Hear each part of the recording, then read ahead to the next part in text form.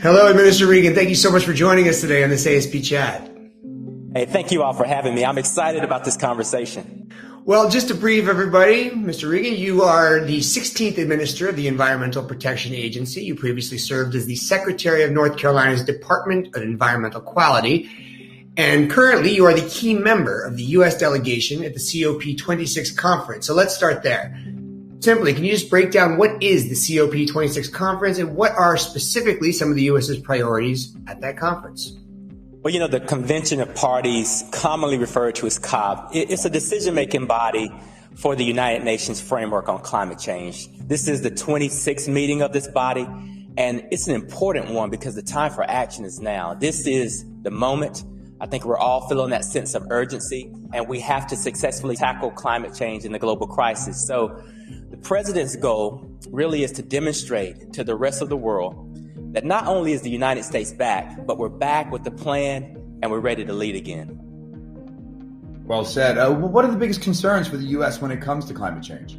Listen, from wildfires out west to hurricanes on the East Coast, the massive flooding in the middle of the country, Americans are experiencing serious climate change impacts right now. And in addition to these natural disasters, we're seeing significant impacts on public health and the national economy. So clearly, you don't have to be a scientist to see and feel the effects of climate change. All you have to do is look outside your window. We're already losing lives and we're experiencing the pain from these impacts. And then we're seeing the disproportionate impacts to Black, Latinx, Indigenous, and low-income communities. So this is an all-hands-on-deck moment, and that's why the president has adopted this whole-of-government approach that's rooted in science to confront the climate crisis. So one of the goals, I think you mentioned, was getting global collaboration to fight climate change, right? So how much influence does the U.S. really have in getting other countries to take actually decisive climate action? Listen, we have a lot of influence because we have a lot of credibility. We're a credible nation. We've always been a global leader, and we will continue to do so. I mean, not only are we back, we're leading with concrete examples. While in Glasgow, the United States will be announcing new initiatives that cover multiple sectors, from agriculture to oil and gas to deforestation. The president has already implemented a whole-of-government approach domestically, and he's released a U.S. long-term strategy that spells out the path that the United States must take to reach, net zero greenhouse gas emissions no later than 2050.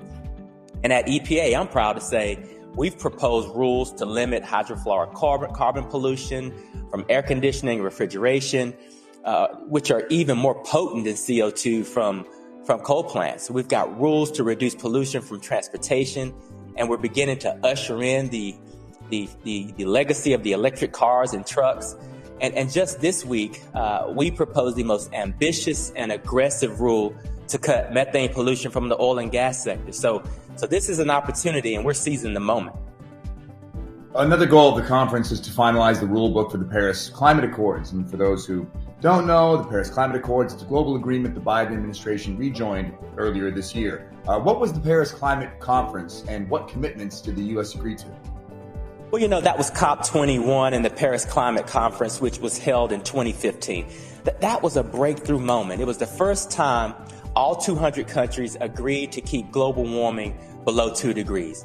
Since then, we've lost some serious momentum, and we've got to step it up. So the time is now. We have that sense of urgency, and this is a make or break moment. Countries attending the COP26 conference are being asked to reduce emissions to reach net zero by the middle of this century. As one of the top 3 emitters in the world, is it actually possible for the U.S. to reach that goal? And you spoke a little bit about this earlier, but what actions or policies are going to be needed to be enacted to make that happen?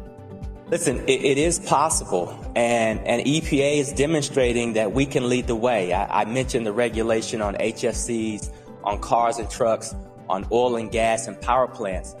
By the way, these rules that we're proposing, they are inviting more technological solution than ever before in our nation's history. All of these proposals embody bold and aggressive actions to tackle climate pollution and protect overburdened communities. So this is about real people protecting their health, but we're just one agency. And with the president's whole of government approach, you can multiply these kinds of efforts all across government and see that it is possible. China has surpassed the U.S. as the world's biggest producer of fossil fuel carbon emissions. How important are U.S. emission reductions compared to the reductions of developing economies like China and India? And are those countries willing to take action? Hey, very important. Listen, this is very important, and it's important that we step up and take action. It's also an opportunity for the United States to lead the world in a technological revolution and create new business models that we can use both at home and abroad, creating millions of jobs. So this is about winning the future as well and being globally competitive while we save the planet. And by the way, this isn't a challenge for future generations. Like we have to respond and act now. We have to respond with a sense of urgency while taking full advantage of the opportunity to build and grow. And I believe, and the president believes, that if we do this right, developing economies will follow our playbook.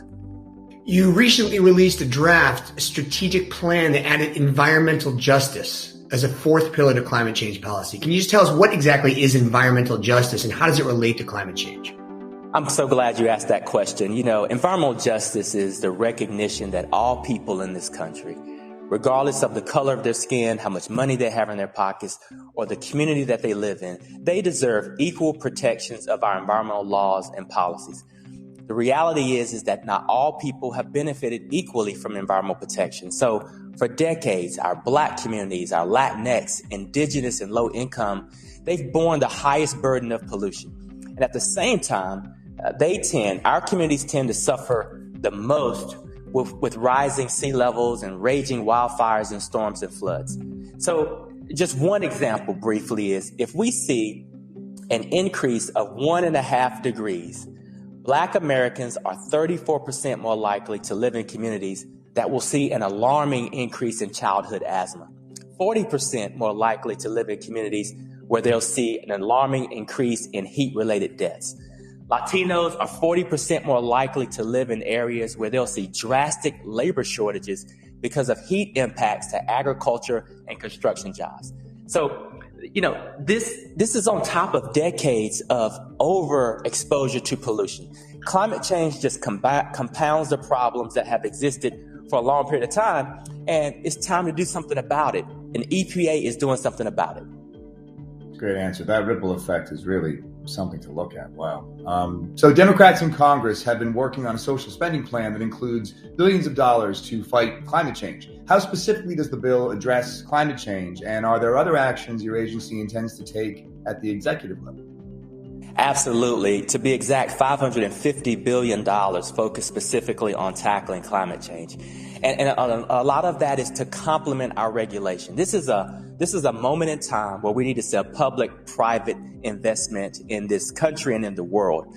So the federal government, the $550 billion, will be co-invested with the private sector. This helps get that private sector capital off the sidelines, get some of the technologies we need, push faster, stronger, and harder. And it's aimed squarely at mitigating the impacts of climate change, which means ushering in lots of new clean energy.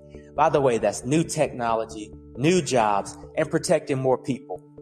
In addition to that, there are billions of dollars as well invested in our infrastructure. I'll give you a good example, $55 billion for water infrastructure to help get good quality drinking water to every single person in this country. Right now, there are 10 million lead service lines in this country. And we all know what lead exposure means to our children. So in addition to having climate mitigation in this package, we've also got some health investments in this package, along with infrastructure to help with that triple bottom line. We've got to protect our people, our planet, and we've got to protect the profits of this country. And I think that these investments do that. You just spoke to something that a lot of people talk about on ASP, which is the balance between the public-private partnership and the balance and the concern that a lot of Americans have that the new climate change regulations and climate change initiatives will hurt people's jobs and their economy.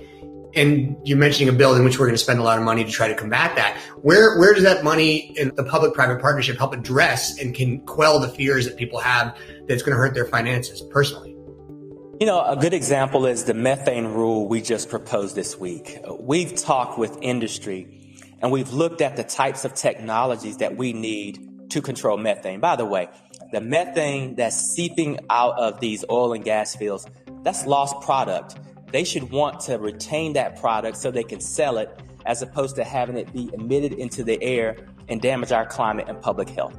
We're talking about using satellite technology, drones, advanced technologies to help these companies save more of their product so that they can push that product through the system and not have it as pollution. There are lots of jobs associated with analyzing the data, looking at the types of satellite technology or drone technology. So we're trying to set the rules of engagement so we see an evolution to our industries that create new business models and new jobs and allow for this country to be more globally competitive. If we think that the old way is the right way and we're just afraid of change, then this country won't be globally competitive. If we want to reduce climate pollution, create jobs, and grab onto new markets and new technologies, I believe that regulations just set the framework that allow for innovation to take this country as far as it should go. And so there is a balance between regulation, innovation, and the private sector.